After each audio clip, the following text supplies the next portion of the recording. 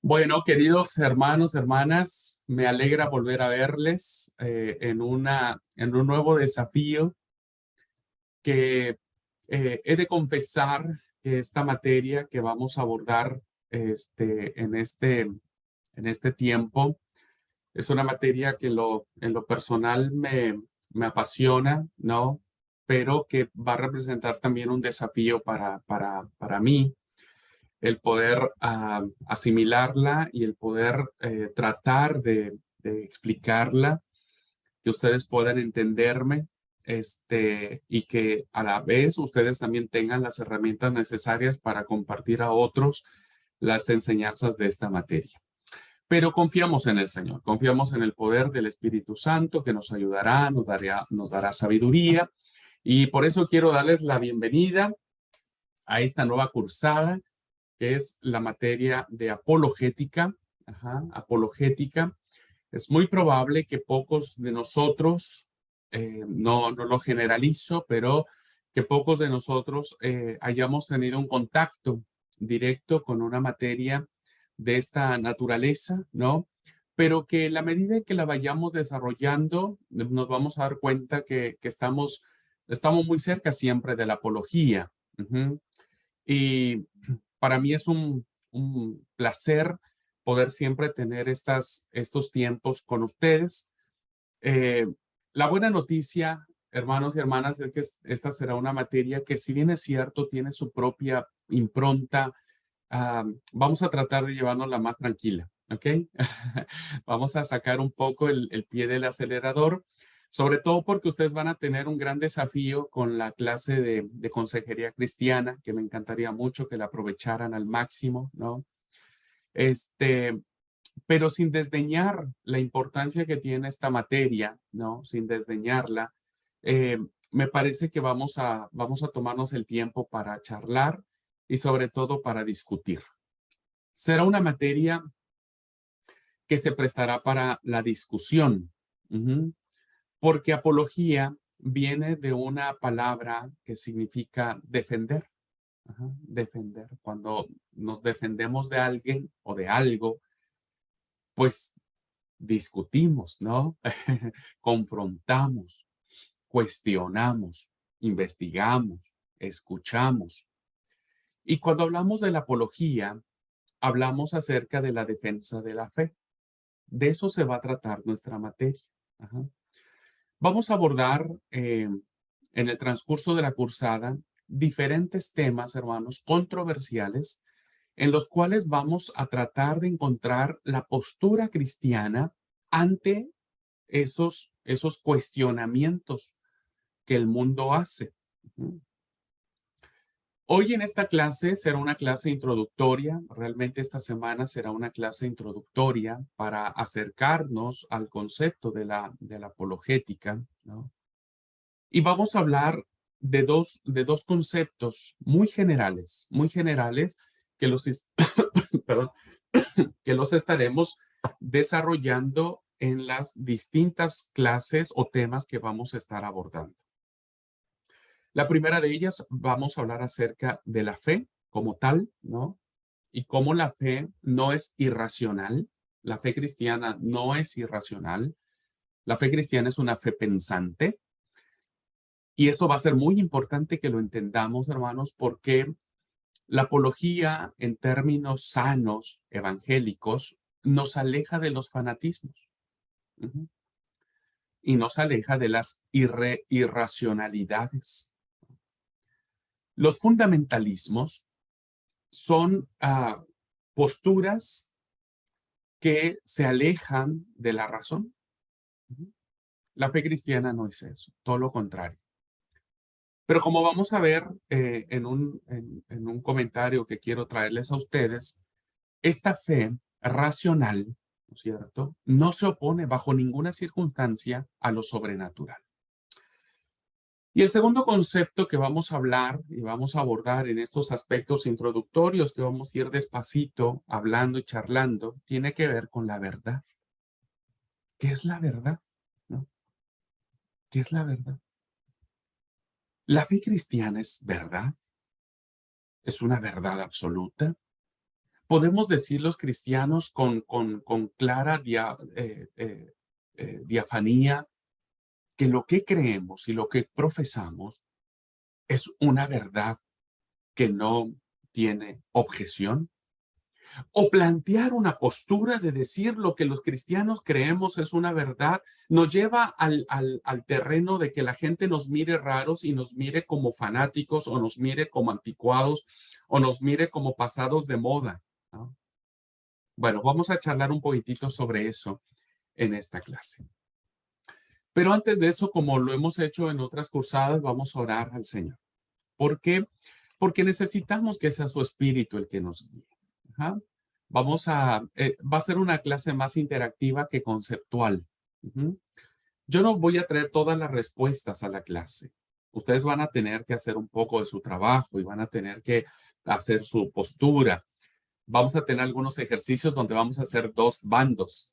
Un bando de la clase va a defender una postura y la otra va a atacar con todas sus fuerzas, va a buscar argumentos para atacar esa postura. ¿Ok? Aquí nos vamos a dar con todo, hermanos. Nos vamos a dar con todo. Y sálvese el que pueda.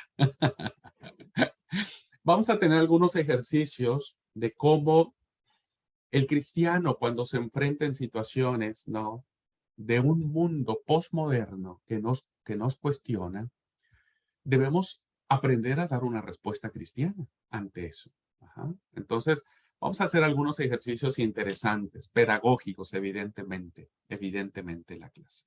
Y para eso necesitamos la dirección de Dios. Así que vamos a orar, vamos a pedir a Dios que nos guíe en esta cursada de apologética.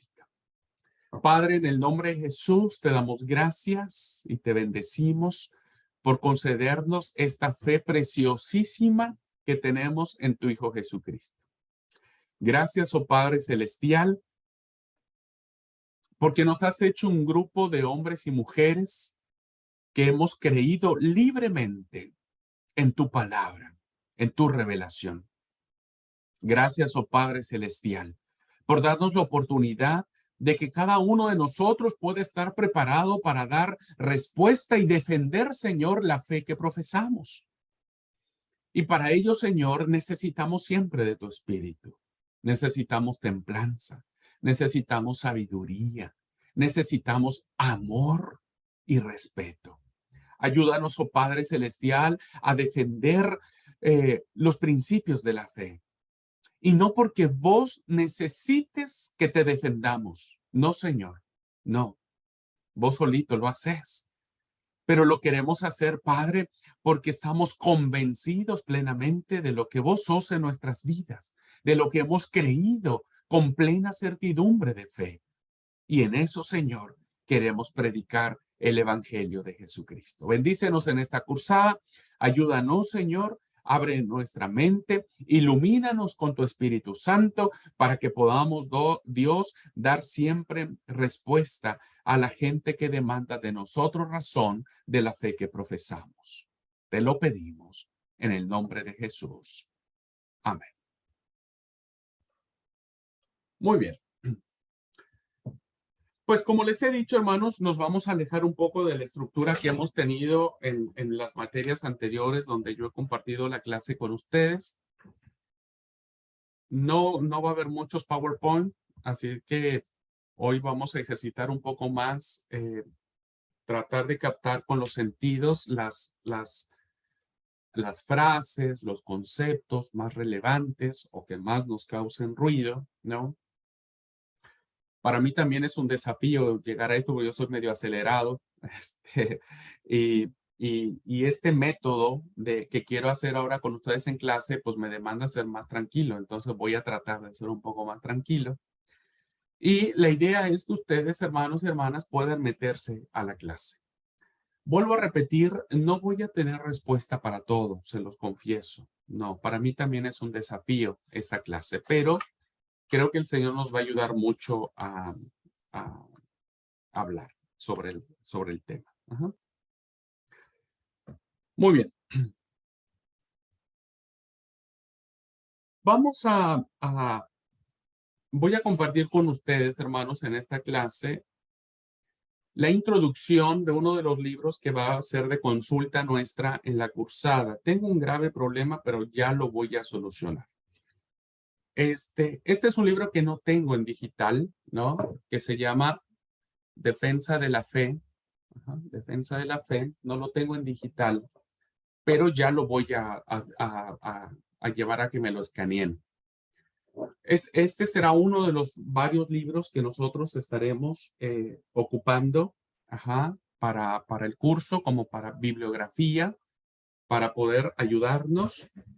Hay un libro que no estoy encontrando entre mi montón de libros que tengo acá en la oficina, pero, perdón, hermanos, un segundo.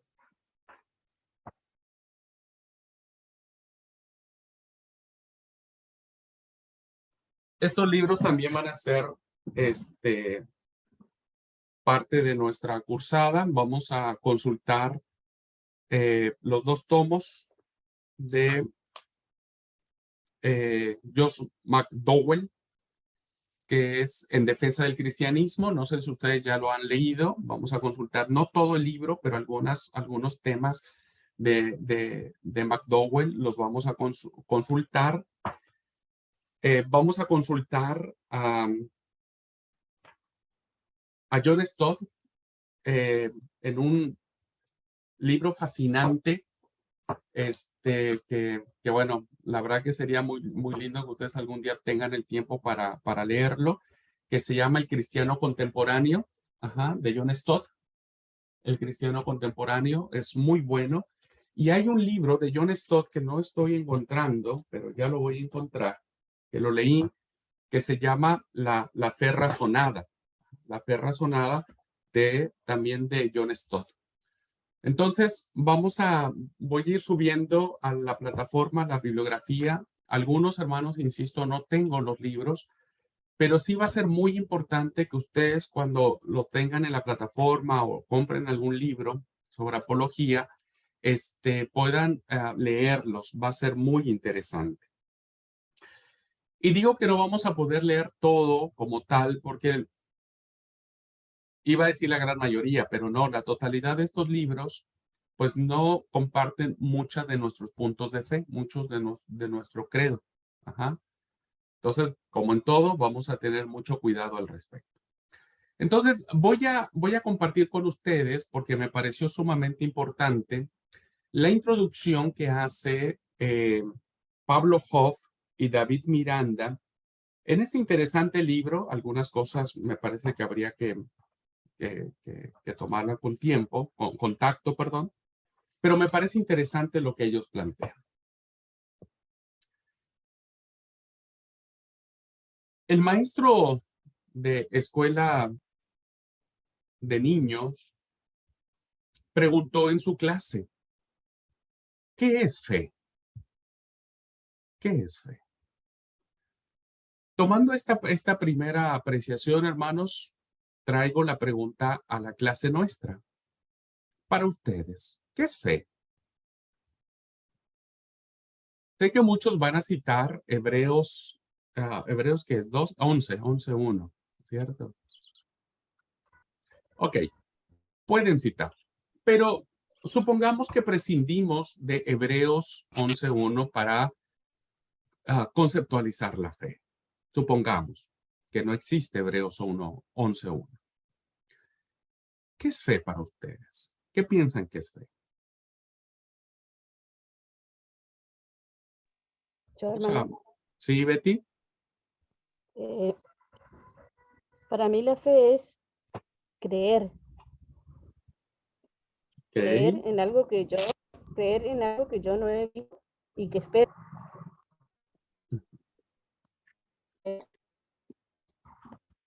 Gracias, Betty. Es creer. Liti. Es como una experiencia de algo que sentí, algo que experimenté. Algo que sentí, muy interesante, ¿no? Algo una emoción. Ok, Sí. ok. Dina. Sí, para mí la fe es estar seguro, tranquila, confiada. La fe en Tranquilidad, Dios deja seguridad, tranquilidad. seguridad. Muy bien. ¿Bere? Más o menos va en el mismo sentido. Para mí, fe es como una garantía. Es confianza, es seguridad, es esperanza. No sé, más o menos. Para mí creo que podríamos, bueno, quizá podría dar muchos otros sinónimos u otras palabras, ¿no? Pero me quedaría principalmente con esos, como Ok. una de, de, de esperanza. Esperanza. Ok. Karina. Para mí, la fe es creer en algo que no se ve. Ok. Ok, muy bien. ¿Quién más? Yo, Sí, Alan, y luego mi hermana para, Rosalba. para mí la fe tiene que ver algo con creer que algo bueno va a pasar. Por ejemplo, varias veces hablando con algunos compañeros en la facultad, les decimos, bueno, vamos a tener fe que vamos a salir bien o que algo va a salir bueno. Eso es lo que yo considero que es la fe, es creer en algo que va a salir bien y que vamos a tener una recompensa en base a eso. Ujú. Ok, gracias. Mi hermana Rosalba.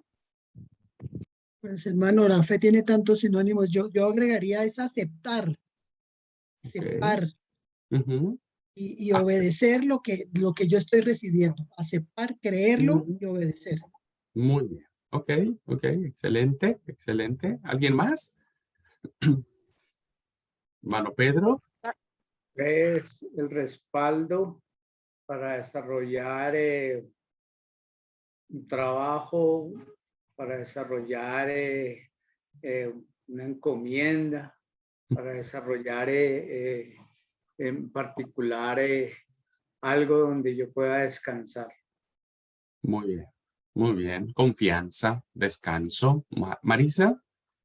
Para mí es creer en algo que sí va a salir bien. Se puede dar muchos ejemplos, ¿no? Por ejemplo, creer en el matrimonio, creer en los hijos, creer en el pastor, creer en muchas cosas. O sea, para mí la fe es creer en algo que va a suceder. Ok, ok. Creer en algo que va a suceder. Silvia escribió en el chat, es sentir paz y confianza. Muy bien. Bueno, no nos hemos movido de ese espectro. Rosana escribió, para mí es creer en alguien o en algo y vivirlo con acciones. Muy bien, muy bien. El maestro Rubí.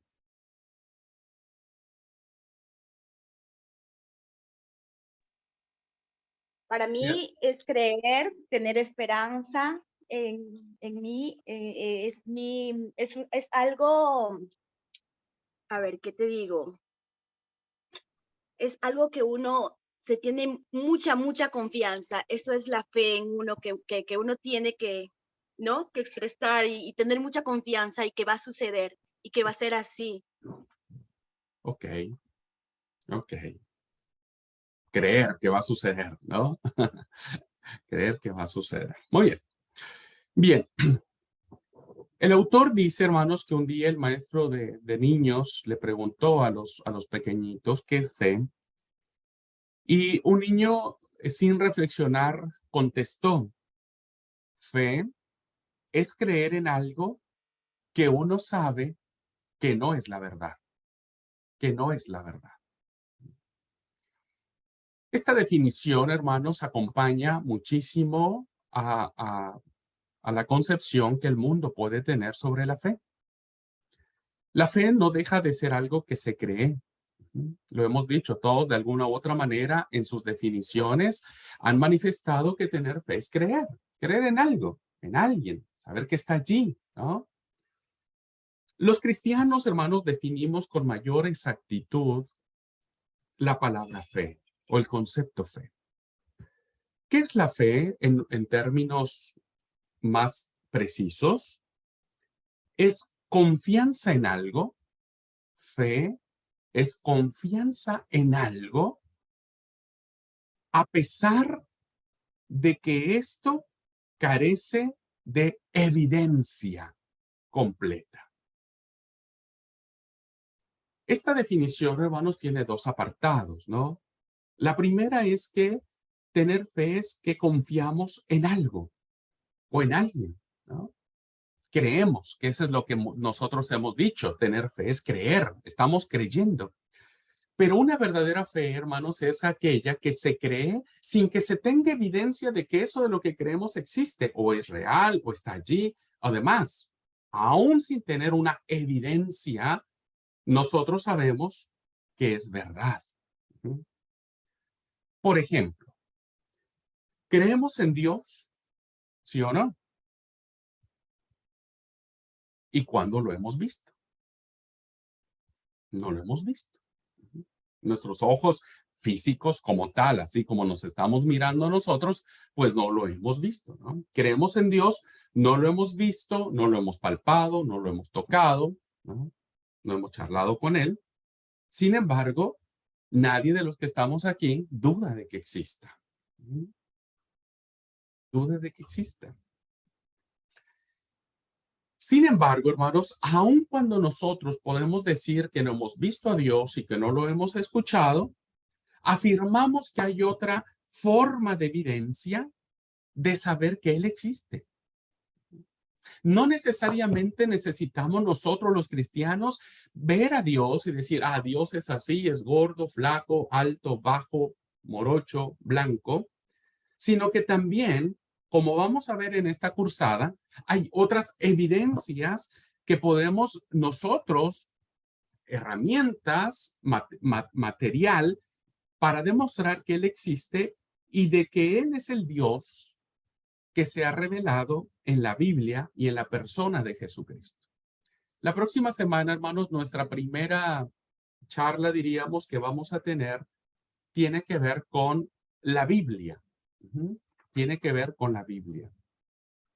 Y tiene que ver con aquello que muchos dudan de que la Biblia sea la palabra de Dios. Vamos a ver los argumentos a favor y en contra, ¿no?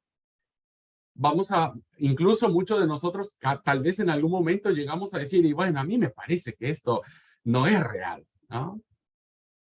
Eso, si lo planteamos en el mundo, se potencia. Admitimos, hermanos, también que no podemos comprobar la existencia de Dios, no podemos comprobar la existencia de Dios y la validez de las Escrituras, de la palabra de Dios, como revelación divina, solamente por medio de la razón. Vuelvo a repetir, hermanos, admitimos que no podemos comprobar la existencia de Dios y la validez de las Escrituras como un medio de revelación de Dios solamente por la razón, solamente por el concepto, solamente por un proceso mental de creer que, bueno, sí, yo leo en la Biblia que Dios está allí y solo por eso creo. No, no solamente por la razón, pero sostenemos, hermanos, sostenemos que la fe cristiana tampoco es irracional. Es decir, no solo la razón nos lleva a conocer a Dios, pero estamos plenamente convencidos de que la fe en Dios no es irracional. Nuestra fe, hermanos, no es una fe no pensada. Claro que es pensada, claro que es analizada, claro que es discutida, claro que es cuestionada. Y en todos estos procesos, la fe se sigue manteniendo firme. La fe cristiana, hermanos, no es puro misterio, como muchos han querido verlo, ¿no? Quieren ver la fe cristiana como un halo de misterio, como un halo de que es una fe solamente para mentes supersticiosas e infantiles.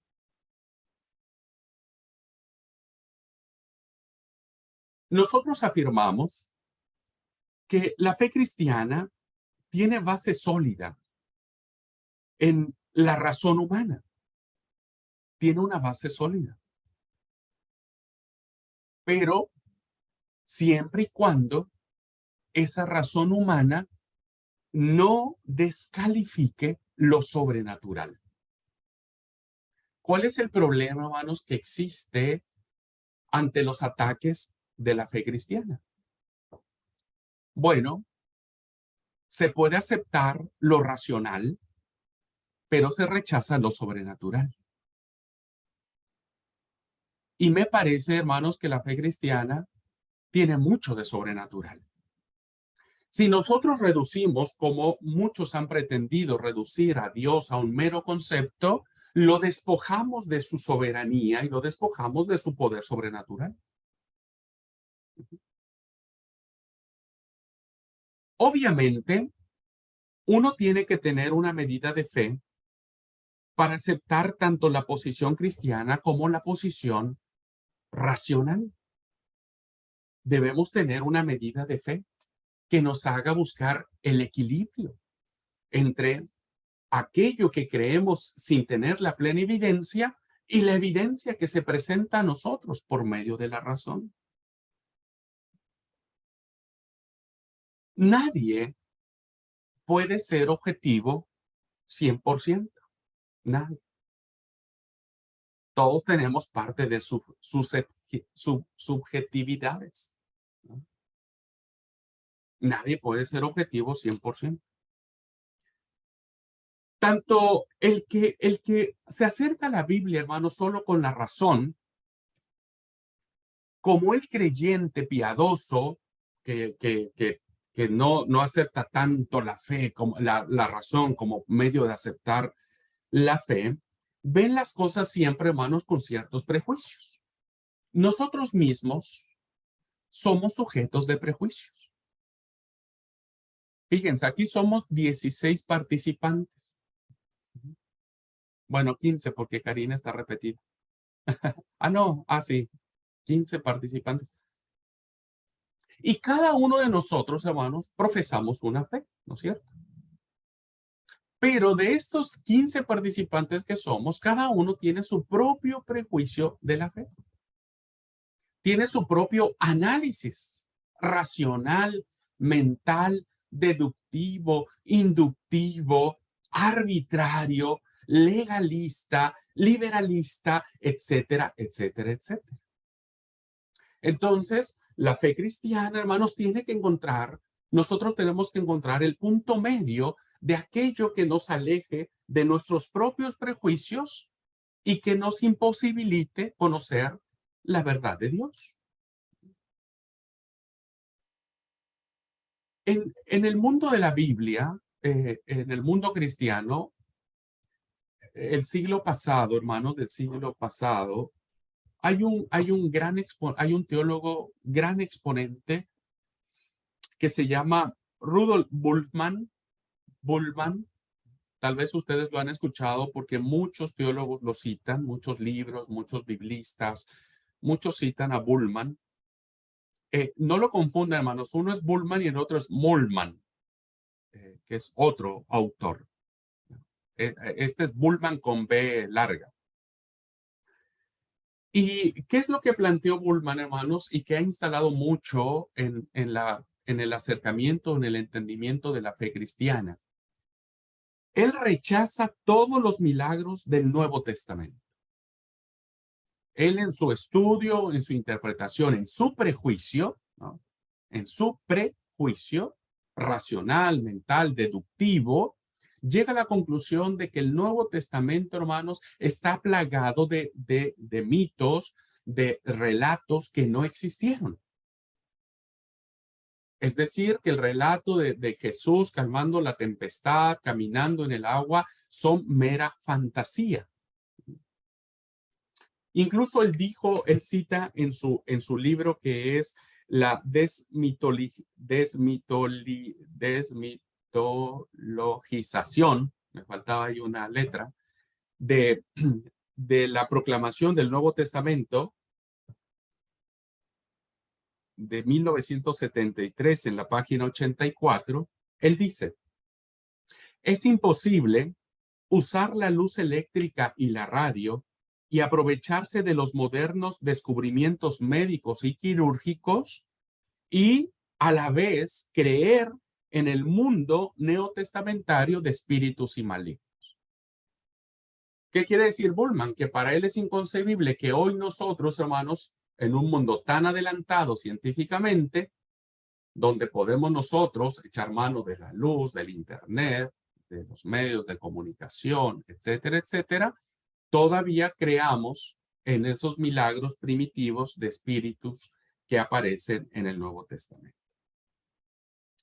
La creencia de Bullman, hermanos, muy difundida en muchos círculos religiosos, se basa sobre el supuesto de que es imposible que tales cosas existan, de que no existen los milagros como tal en el Nuevo Testamento. Por lo tanto, según él y su propuesta, hay que desmitificar, sacar todo eso de las Escrituras. Incluso, fíjense, hermanos, que hay una postura dentro de esta misma corriente bullmaniana que establece, hermanos, que Jesús es un mero cuento, una mera ficción de las primeras comunidades cristianas.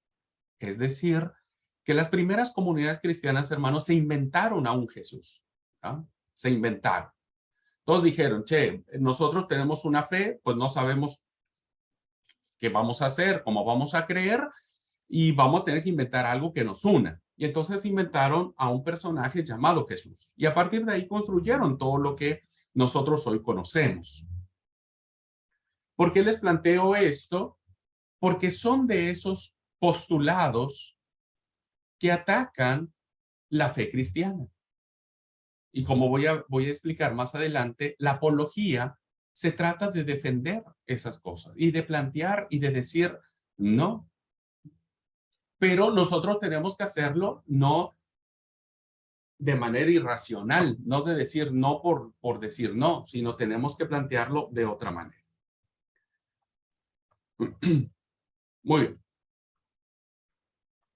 De modo, hermanos, que el propósito primordial que vamos a tener en la materia es demostrar que hay suficiente evidencia de que Dios existe y de que la Biblia es una autorrevelación de Dios mismo. Vamos a plantear los argumentos bíblicos, hermanos, para defender la inspiración bíblica, ¿no?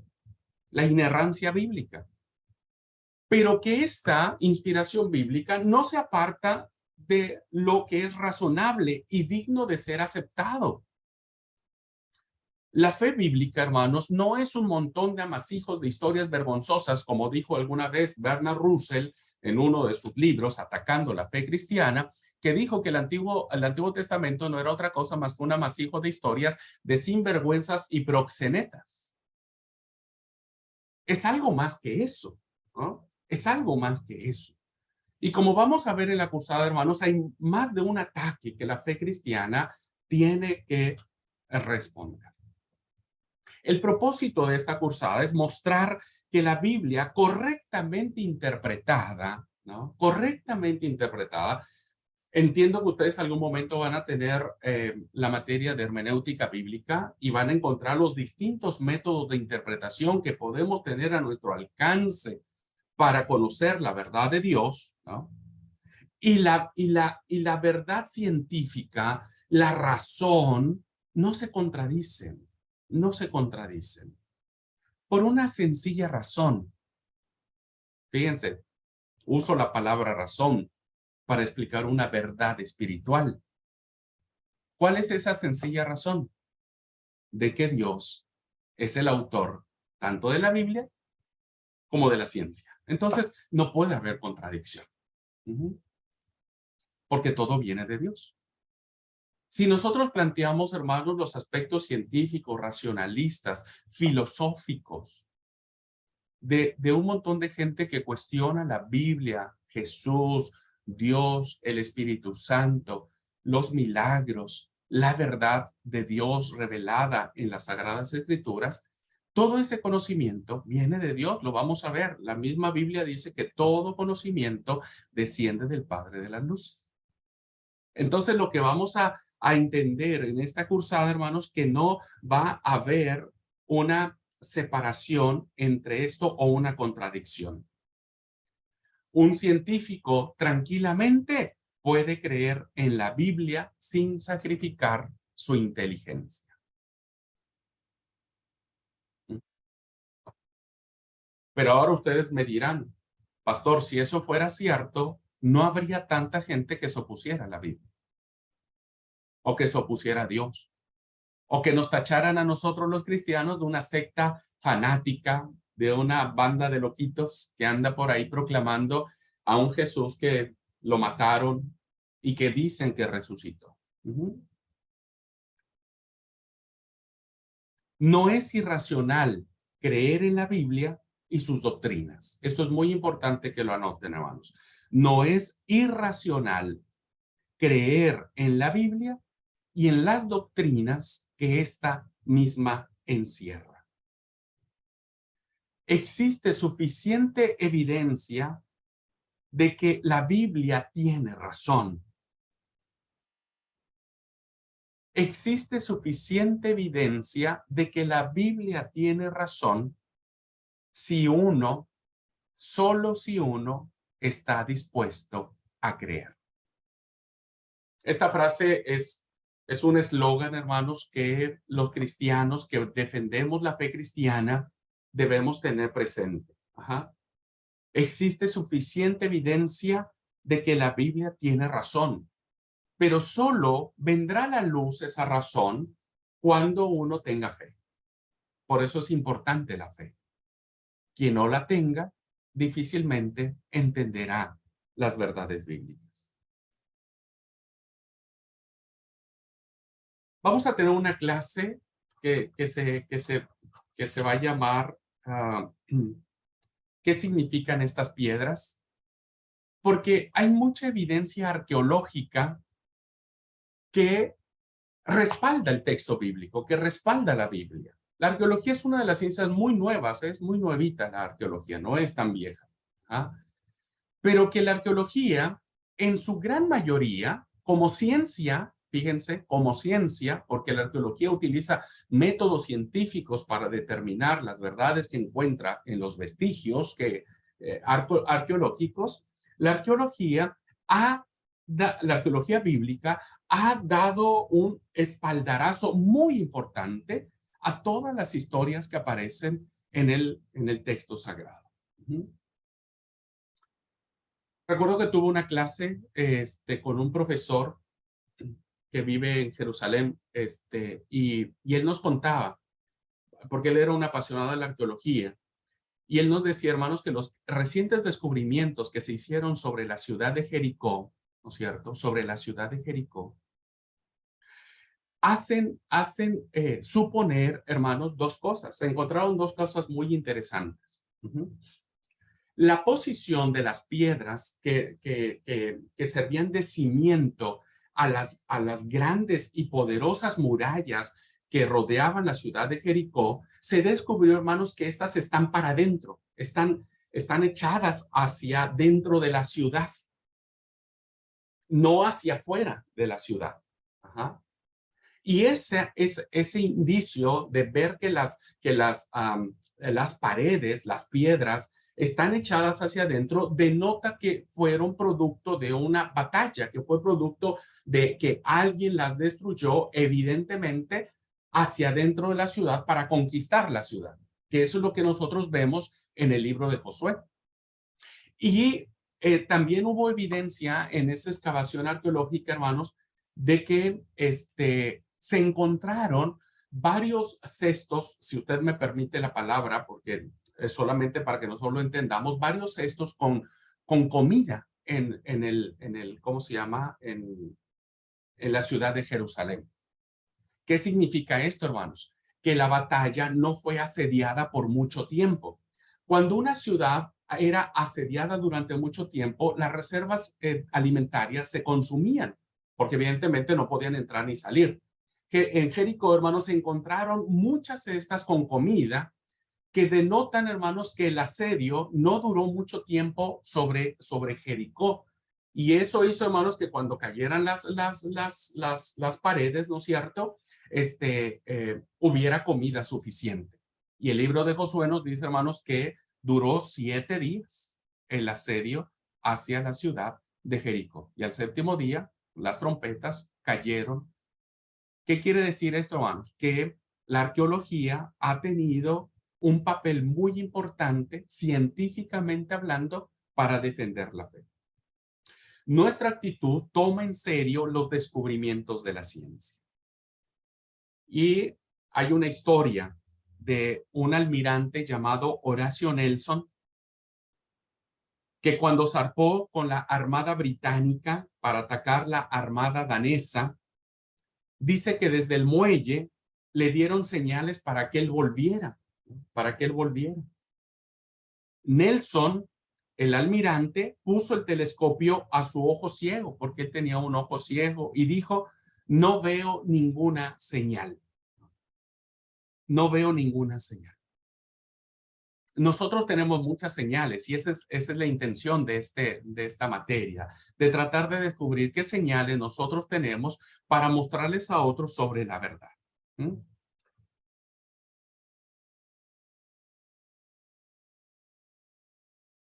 ¿Por qué es necesario? Déjenme hacerles una pregunta y ayúdenme a contestarla. Vamos a tener este tipo de diálogos. A veces yo me voy a poner en el papel de malo con ustedes, ¿ok? A veces yo me voy a poner en el papel de cuestionador. Les voy a cuestionar, ¿ok? ¿Más? Sí, más. A veces voy a tener esa actitud. No se espanten, no digan, ¡ay, el pastor! No, no. La idea es esta, ¿no? Vamos a tratar de ir profundizando un poquitito más. Les pregunto, ¿por qué creen ustedes que es necesario que presentemos evidencias? ¿Por qué creen ustedes que es necesario que presentemos evidencias de la racionalidad y veracidad de la Biblia?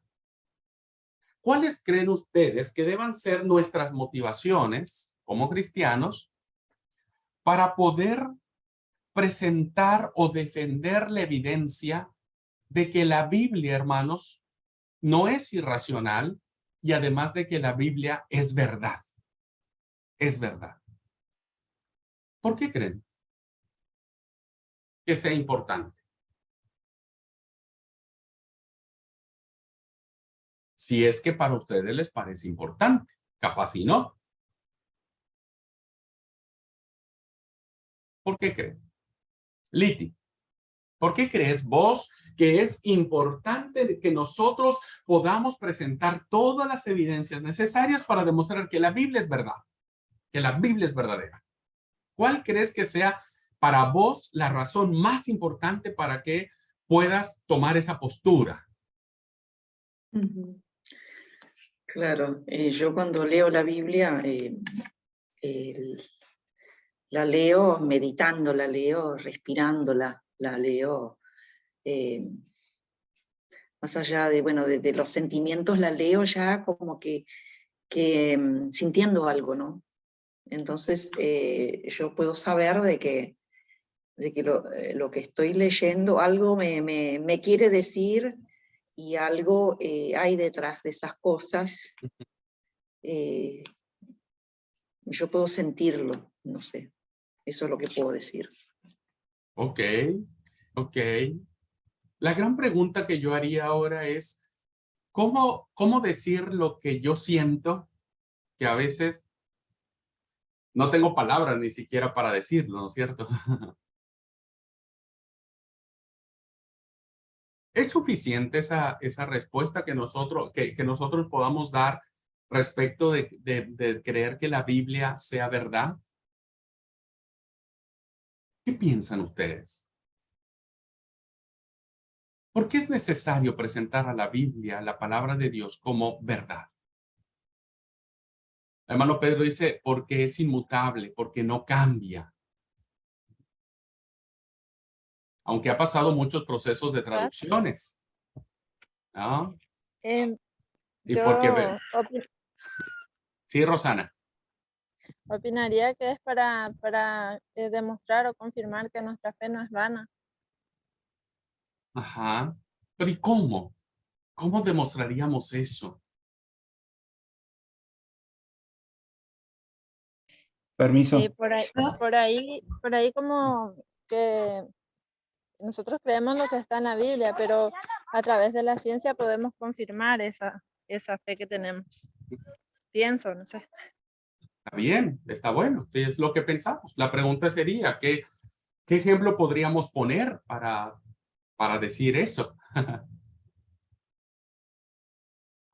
Ahí ya no sé, contesta usted. Ok.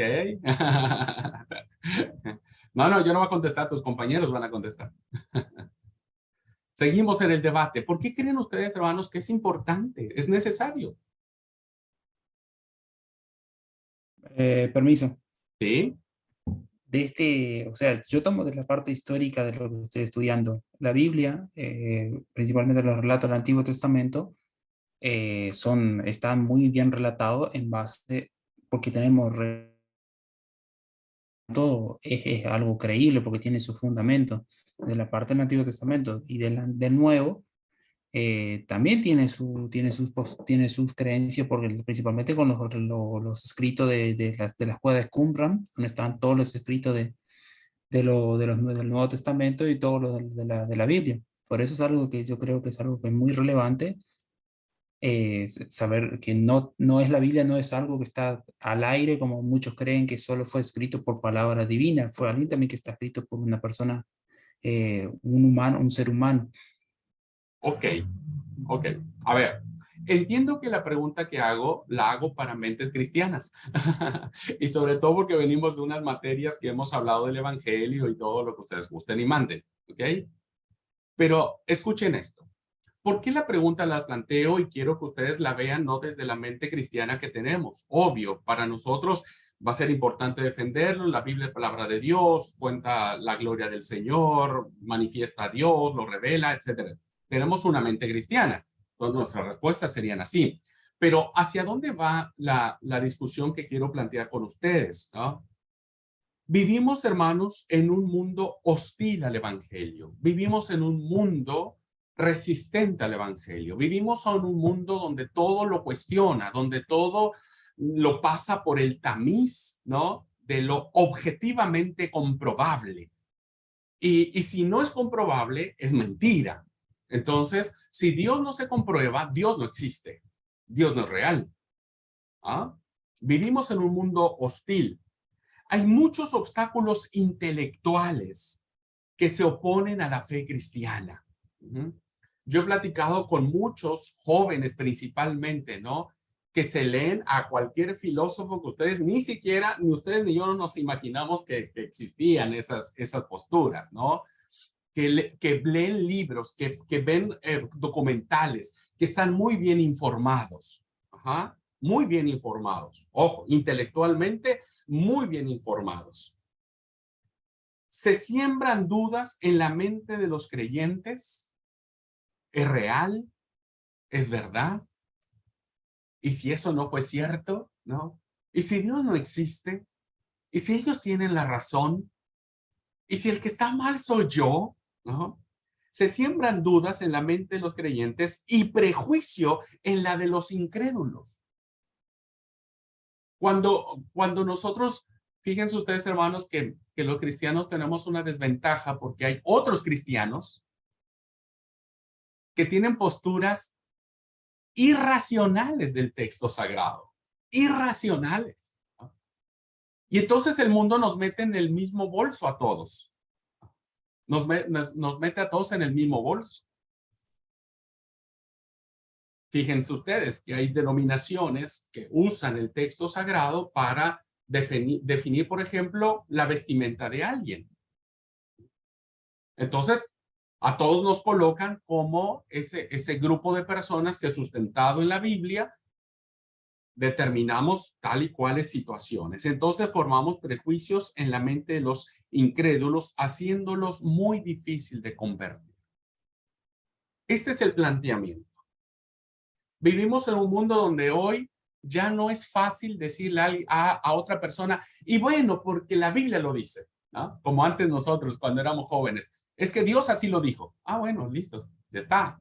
Nos callábamos, nos cerrábamos y lo creíamos, ¿no? Lo creíamos. Hoy no. Hoy vivimos un mundo, hermanos, donde todo se cuestiona. E incluso, ojo, hermanos, hay posturas donde uno dice, a ver, para un poquitito, decímelo con más tranquilidad porque yo ya me perdí. Con base en eso, la pregunta sigue siendo la misma. ¿Por qué cree, hermanos, en un mundo en el que nos movemos, por qué cree que es importante presentar evidencia de que la Biblia es la verdad? ¿Por qué? ¿Puedo? Sí, veré. Luego Lucy. Bueno, creo que porque es la única forma en la que nosotros podemos realmente conocer a Dios y darle un sentido a la vida. En algún momento de mi juventud, de mi adolescencia, yo también me hice muchas veces estas preguntas de decir, ¿y si realmente lo que yo estoy aprendiendo no es cierto? Si Dios no existe, si todo eso de que Jesús va a venir y la vida eterna es puro cuento. Y creo que en el fondo del ser humano siempre hay esa necesidad, hablando de las dos partes de la razón y de lo sobrenatural, siempre hay algo en el fondo que te hace buscar lo que no encuentras con la razón. Y a lo largo de mucho tiempo yo traté de buscar esas respuestas en la ciencia, en lo lógico, en lo que yo podía quizá comprobar, como a muchos les pasa. Y cuando llegué a la conclusión de que hay cosas que sobrepasan la razón del ser humano, el entendimiento, y que todo lo que podemos ver, conocer de manera visible, tangible, incluso que la palabra de Dios contiene, el mismo ser humano no ha podido repetirlo, me queda claro de que no hay error, ¿no? La palabra de Dios no tiene error, como Dios tampoco tiene errores. Entonces, creo que es un poco complejo el tratar de decir, bueno, necesitamos dar evidencia de que la Biblia es algo verdadero, de que no es algo soñado, porque no hay otro lugar, otro libro, otra forma donde encontrar a Dios, conocer a Dios y darnos cuenta de qué somos, para qué estamos y lo que significamos solamente en Él. Porque creo que hoy en día todo el mundo puede darse cuenta que los mismos artistas, la misma gente famosa, los mismos millonarios, se pueden dar cuenta que muchas veces eso no los hace completos, no los hace felices, no los define de quiénes son. Y cuando realmente descubrimos a Dios, lo vivimos a Él a través de la palabra, podemos darle significado a todo lo que somos, a todo lo que vemos, a todo lo que vivimos, a todo lo que sentimos. Para mí sería eso. Quizá es muy espiritual y para mí quizá es un poco complejo poderlo explicar, pero creo que es parte de esa ambigüedad, ¿no? De querer ser razonables, pero a la vez hay cosas que no se pueden razonar. Ok. El gran desafío que tenemos, que es lo que decía Bere, ¿no? Es cómo explicar lo espiritual en un mundo totalmente racional. ¿Cómo hacerlo? Lucy. Y luego Dina.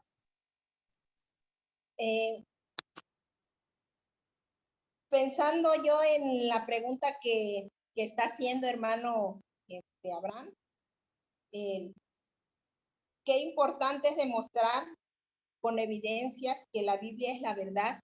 Creo yo que no tiene importancia, porque no fuimos llamados a demostrarle a nadie con evidencias. Por ejemplo, el que murió Jesús por nosotros en la cruz y resucitó. ¿Qué evidencias tengo yo? No tengo ninguna evidencia, porque ¿dónde está el cuerpo? ¿Quién dice que verdaderamente resucitó? Pero como está escrito en la palabra, por fe, todos nosotros estamos aquí por fe, y la fe es lo que nos hace creer. Entonces, en mi opinión, creo yo que no tiene tanta importancia querer tener evidencias para poder demostrar que la palabra de Dios es verdad. Cuando tenemos fe y creemos lo que dice la palabra, yo creo que con ojos cerrados, como los niños cuando están en la altura y les dice a su papá que se aviente, se avienta, porque confía que su papá lo va a sostener. Creo yo así que la fe nos hace, ¿verdad? Hay muchas evidencias en la palabra de Dios. Físicas no hay. Podrá haber los que se ocupan y se están ocupando en ir a buscar evidencia hasta dónde está el arca de Noé, que si el diluvio, que si sucedió mil cosas. Pero la palabra de Dios es clara y yo creo que hasta un niño chiquito puede comprenderla. Esa es mi humilde opinión. Gracias, Lucy, gracias. En esta parte, que es la contraparte de lo que Bere planteaba, decíamos, en nuestra mente cristiana, aprobamos lo que Lucy dice. No necesitamos nosotros ninguna evidencia más. ¿Por qué? Porque la fe obra en nosotros. Para todos los que estamos aquí, hermanos, no nos cuesta trabajo creer. O sea, no nos cuesta trabajo. Si la Biblia dice que Jesús resucitó, pero ¿sabe qué? ¿Quién lo cuestiona? Si la Biblia dice que Moisés sacó al pueblo de Egipto y lo sacó. Si la Biblia dice que Jonás estuvo en el gran pez y estuvo. Nuestra mente cristiana no lo cuestiona, ¿no? Es como dijo Spurgeon alguna vez, el famoso predicador Charles Spurgeon decía, el evangelio es como un león. Suéltenlo y se defienda a sí mismo. Para la mente cristiana, hermanos, pues no, Dios, yo como dije en mi oración, Dios no necesita que nosotros lo defendamos, se defiende solito. A veces nosotros queremos defender a Dios y sale peor el Señor. Sale peor, ¿no? ¿Por qué? Por nuestros prejuicios. Pero la pregunta, hermanos, hacia donde quiero dirigirlos es, no piensa en las mentes cristianas, piensa en las mentes incrédulas. Piensa en las mentes, ¿no? Donde decirle solo tener fe ya no es suficiente para ellos. Esa es la pregunta. ¿Qué hacemos ahí? ¿Es importante resaltar hacia ellos la importancia de la verdad bíblica o no? Ese es el planteamiento. El planteamiento es, o la discusión o la reflexión es, a este mundo hostil, contrario a la palabra que te cuestiona todo y que dices, no, a ver, Jonás no estuvo en el vientre del gran pez, escúchame, a ver, decime, primero, ¿cuál gran pez? ¿Qué pez era? Y no sé, era un gran pez. Ok. ¿Puede alguien respirar dentro del gran pez? ¿Lo vomitó el Señor? ¿Por dónde salió? ¿Cuánto medía Jonás? ¿Era petizo? ¿Era alto? ¿Era gordo? ¿Era flaco? Cuando tuvo que pasar por la garganta del gran pez, que todos los peces tienen un procedimiento para remover toda su comida, ¿qué le pasó a Jonás? ¿Solo lo despeinó? O sea, Jonás estaba en el vientre del gran pez con una vela y con una vela escribió su oración con la velita, ¿no? O con su lámpara y entonces él alumbrando adentro porque adentro a poco tenía faroles en la panza del gran pez. Puede sonar muy gracioso, queridos hermanos y hermanas, de verdad. Pero la pregunta es, ¿qué le decís a alguien que te dice eso? Que te lo está razonando. Ojo, los estoy llevando al terreno del mundo racional, del mundo de la gente que dice, vos estás loco si crees eso. Por eso la pregunta es, no en la mente cristiana, nosotros no necesitamos, ¿no? Ni Dios tampoco necesita que defienda a uno su santa palabra. Ella se ha defendido durante miles y miles de años re solita, ¿no? Pero la pregunta es, ¿cómo le hacemos? Si es que podemos hacer algo por eso. Tal vez alguien me dice, no, solo hay que decirles que crean y se acabó. Y decirle, no, bueno, qué sé yo, y bueno, cree, porque así está en la Biblia. ¿Cuáles serían nuestras posturas? Para allá va la reflexión, ¿no? Permiso. Ahora Creo sí, Dina, que- va usted. Sí, sí. Yo me quedé con la pregunta, ¿por qué presentar la Biblia, no? Pues me quedé con eso. Sí, sí, sí. Si nosotros tenemos fe en Dios, la evidencia de ello es presentarla. Como dice Primera de Pedro, capítulo 3, 15, creo que sí, que tenemos que estar preparados. Si tenemos una fe viva en Dios, tenemos que presentar la Biblia, la palabra, porque si no lo hacemos somos pasivos y quedamos medio desconectados de Dios. Y tenemos que tener la fe que Dios nos va a ir guiando y apoyándonos en eso. Por eso tenemos que presentar la Biblia a los creyentes, porque tenemos que demostrar la evidencia de nuestra fe. Son dos posturas, bueno, es un ver quién gana la pulseada, ¿no?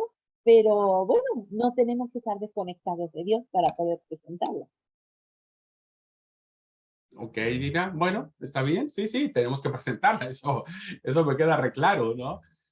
Lo que estoy llevándonos con este ejercicio es cómo responderíamos en esta defensa de la fe, de que eso se trata la apología. Ahora voy a tratar Primera de Pedro 3:15. Ahora voy a tratar sobre el pasaje. Karina escribió, somos seres incrédulos. Siempre tenemos que probar para creer. Y allí entra la fe, creemos por fe. Bueno, ¿está bien?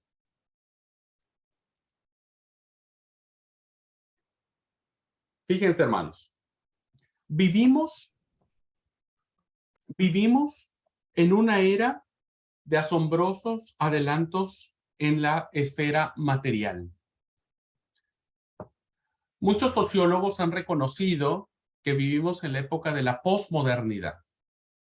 No tengo mucho tiempo para explicar eso, pero la historia se ha dividido por grandes bloques. Por lo regular, cada 500 años sucede algo en la historia del mundo. El primero inició con el nacimiento de Cristo. Ajá. Luego, la Iglesia Imperial a los 500 años. Luego, a los 500 años, al año 1000, ¿no es cierto? Tenemos la gran situación de la Edad Media, el famoso oscurantismo. Después, en el 1500, tuvimos la Reforma Protestante, que cambió el mundo, ¿no? En el 1500. Y luego en el 2000, ¿no? Entramos ya en una etapa, después del Renacimiento, vino la modernidad, y ahora estamos en lo que se le conoce sociológicamente como la posmodernidad. Algunos sociólogos no lo reconocen. Está bien, algunos sí. ¿Qué significa esto, hermanos? Que estamos viviendo en un tiempo en donde la ciencia ha conquistado la naturaleza, haciendo posible que el hombre disfrute de todo lo que necesita para vivir cómodamente.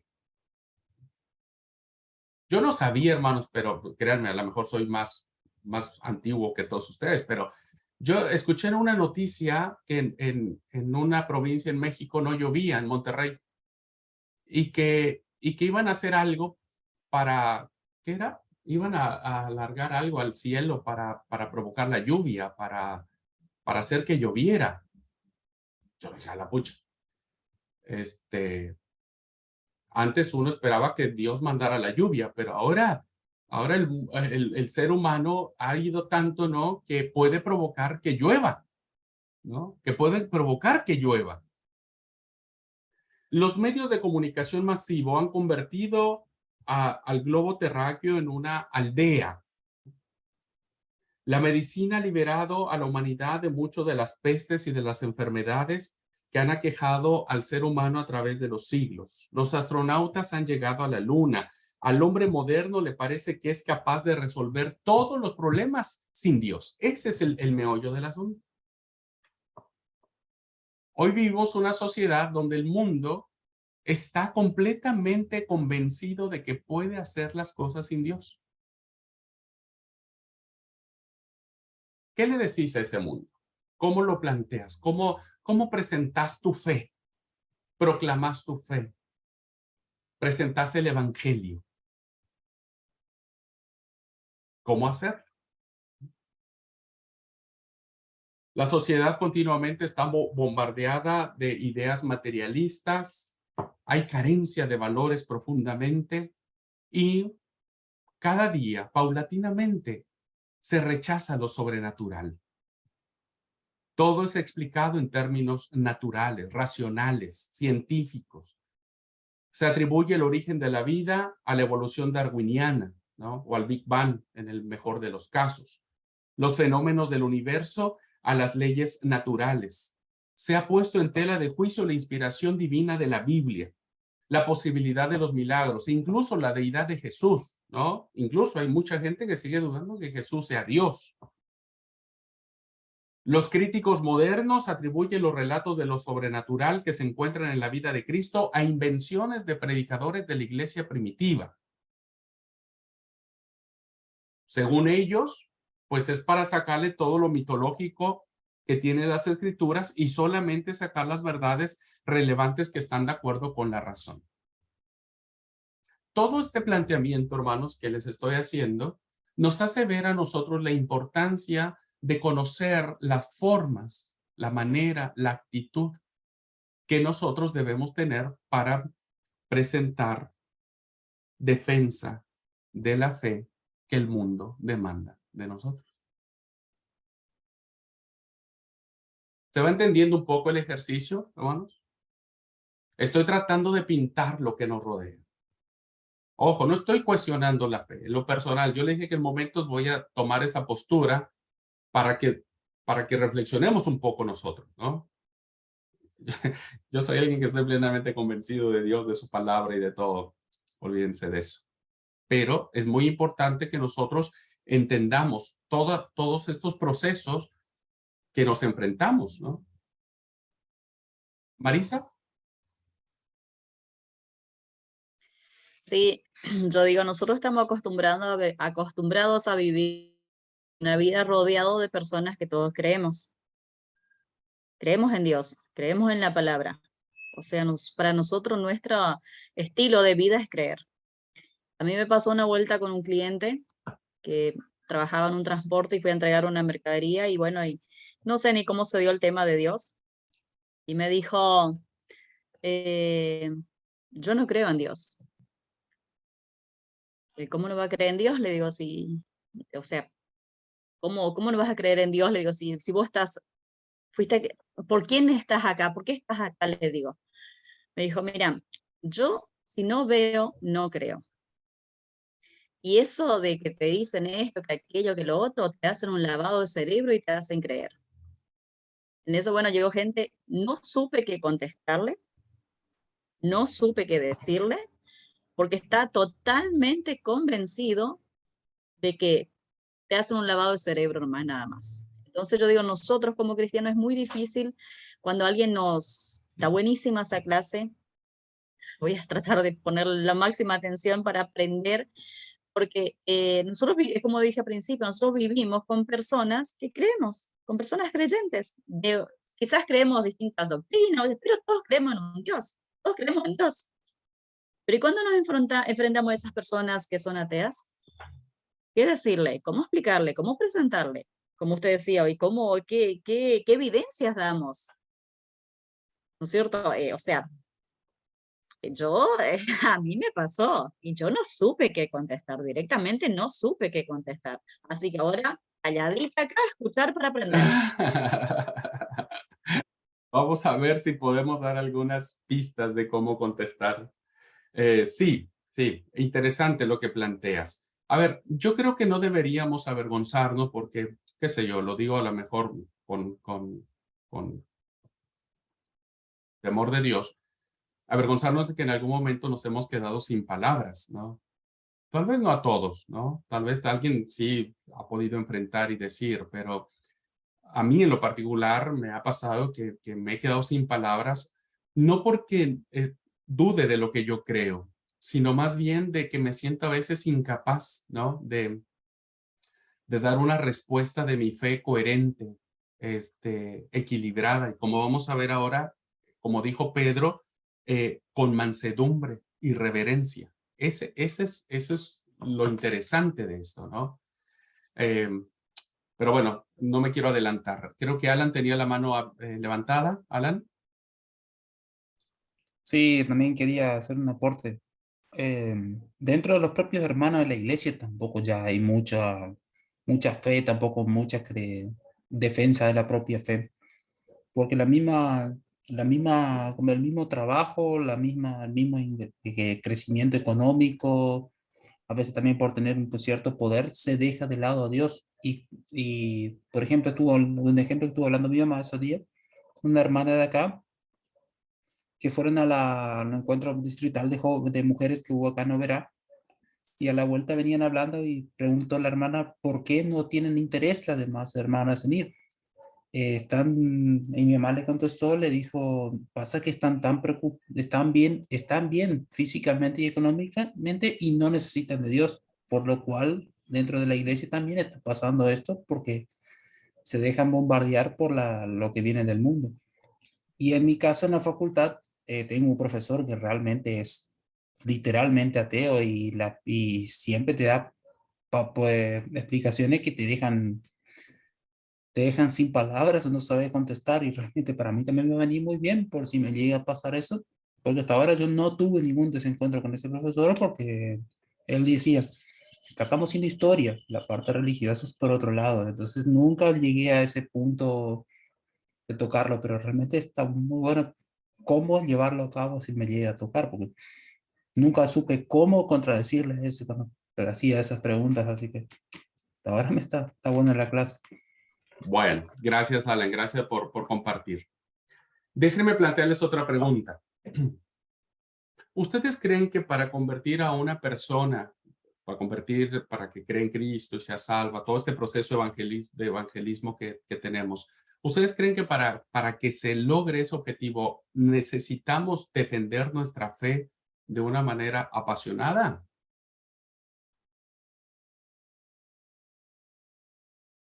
Es decir, para convertir a una persona que está lejos de Dios, para que sea salva en Cristo, ¿necesitamos defender nuestra fe? Karina dice que sí. Bueno, Lucy, sí, adelante. hermano. Totalmente sí. Bueno, si vamos a hablar a una persona que no conoce de Dios, principalmente el que lo va a hacer tiene que tener la fe y haber aceptado a Jesús en su corazón y ser un hijo de Dios para poderlo, para poder testificar lo que Dios ha hecho en nuestra vida. Voy a hablar de mi persona. El conocer el credo, en lo que yo creo, lo tengo que tener bien claro. Entonces, al tenerlo bien claro es que yo estoy caminando en fe en el Señor. Para hacerlo, hermanos, no necesitamos, en este caso, yo me sé en lo que yo creo y lo defiendo cuando ellos preguntan. Pero para ganar un alma para Cristo, hermanos, no necesitas saberte y defender tus puntos de fe. Solamente necesitas hablar del amor de Dios. Cuando tú hablas del propósito de Dios en el ser humano, entonces, cuando ellos tienen un encuentro con Dios y por fe creen en Jesús, Dios los hace salvos y después se hace un proceso. El proceso de, bueno, de dar un discipulado para que ellos conozcan en lo que nosotros como denominación o como iglesia creemos. Sí es importante para nosotros, si lo vemos en este caso como líderes que estamos dentro de la iglesia y que tenemos una responsabilidad muy grande de ganar almas para Cristo, porque eso es lo importante, ¿sí? El demostrar a las demás personas con evidencia, creo yo y insisto, que no es importante. ¿Por qué? Porque por así decirlo, el autor de las Sagradas Escrituras, lo que está escrito, el autor es Dios. Y Él escogió a seres humanos, a hombres escogidos por Él, inspirados por Él, para que se escribiera. ¿Sí? Entonces, sí podemos nosotros, como hijos de Dios, testificar y ganar almas para Cristo sin saber los puntos de fe, porque creo yo también aquí que nos pasó, ¿verdad? Y hay algunos aquí también dentro de los que estamos estudiando que no saben defender un punto de fe para cuando debaten con los de domingo o con los que creen que nos vamos al cielo o con los que creen que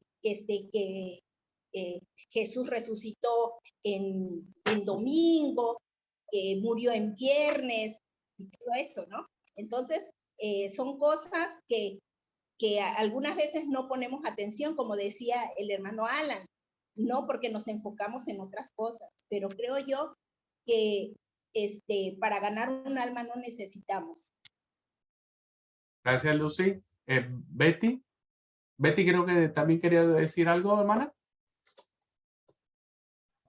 Era en la otra pregunta. Está Estoy bien, media está lerda bien. para entrar. No, ¿cómo decirle a una persona, no, que lo que en la Biblia está es verdad? Bueno, yo conozco mucha gente acá donde vivo que, o sea, ¿no? Que no escuché, que me dice, bueno, vos te vas a la iglesia y vivís bien, y yo no voy a la iglesia y vivo bien igual. Pero la diferencia está en que por fe tenemos una promesa y él no. Yo creo que ahí está la diferencia, ¿no? De basar nuestra fe en lo que dice la Biblia y certificar que es palabra de Dios. Muy bien, ¿Sí? muy bien. Quería eso hacer mi... Gracias, Betty. Sí, entendemos que en la Biblia nuestra fe se fundamenta y es ahí donde nace todo lo que somos. Ok, ¿alguien más tiene algo que decir a la pregunta que había hecho? ¿Ustedes consideran que para que alguien sea salvo, evangelizando, Jesús, el evangelio, ¿no? Necesitamos defender o presentar nuestra fe? ¿Alguien quiere agregar algo más? ¿Algún otro punto de vista? No, yo Pienso comparto que totalmente con... Bueno, Dina y después Marisa. Bueno, yo comparto con Lucy lo que ella explicaba. Son dos cosas totalmente distintas. Una es cuando presentamos el Evangelio, la palabra, el plan de salvación, y otra es la gente que se niega totalmente y tiene una postura opuesta a Dios. Entonces, no, para que alguien sea salvo, no es necesario que estemos ahí a la defensiva con la gente o tratando de explicarle a la gente que tiene una postura definida. Gracias. Marisa. yo pienso que para que una persona se acerque a Dios, primero vos tenés que vivir. O sea, vos tenés que tener pasión por lo que vos estás viviendo, estás diciendo. Porque si yo voy a presentar a Jesús a una persona y lo hago de una manera fría, como que Jesús lejano, yo no creo que una persona se acerque a Dios. Ahora sí, yo lo hago con pasión, demostrando con amor que Dios existe, que Jesús es nuestro Salvador. Yo creo que la persona lo siente también. Lo tenemos que hacer de compasión con el corazón. Pero no, también estoy de acuerdo en ese tema que no necesariamente tenés que saber todos los puntos doctrinales para poder que una persona se acepte a Jesús. Gracias, hermanos. Sí, efectivamente, hermanos, nosotros no necesitamos defender nuestra fe para que una persona se encuentre a Jesús y encuentre la salvación. El Evangelio de Cristo es quien lo hace, porque la palabra dice que el Evangelio es poder de Dios para salvación. Es el poder de Dios quien lo hace. Ahora, el propósito de la vida cristiana, hermanos y hermanas, el propósito de que nosotros creamos en Dios es para que otros también crean en Él, ¿no? ¿Cuál es el propósito que tenemos como iglesia? Pues salvar al perdido. ¿Cuál es el propósito nuestro? Anunciar el mensaje de Jesús, porque entendemos en nuestra concepción cristiana que nadie puede ser salvo si no es por Jesucristo. Y solo Jesucristo es el mediador entre Dios y los hombres. Entonces, nuestra responsabilidad, hermanos y hermanas, es predicar el evangelio a toda criatura. No solamente a los católicos, no solamente a los pentecostales, no solamente a los testigos de Jehová, no solamente a la luz del mundo, sino a los gnósticos, a los ateos, a los humanistas, a toda esta gente, que no cree en el Señor, pero que es nuestro deber también predicarles el evangelio, porque ellos también necesitan salvación, ¿cierto? Ahora, si entendemos, hermanos, que no necesitamos defender nuestra fe para hacer que una persona acepte a Cristo, la pregunta es, ¿por qué entonces es importante estudiar esta materia? ¿Para qué nos sirve si finalmente, hermanos, las personas van a creer por el evangelio? Bien, les voy a dar 3 razones por las cuales es importante estudiar esta materia. Pero las vamos a ver después del receso. Vamos a tomar un receso, hermanos, 10 minutitos, y regresamos para compartir estas 3 razones que me parecen válidas, me parecen interesantes de poder entender cómo estas razones nos ayudan a cumplir este propósito de predicar el evangelio, que es poder de Dios para salvación. ¿Ok? 10 minutitos, nos vemos aquí.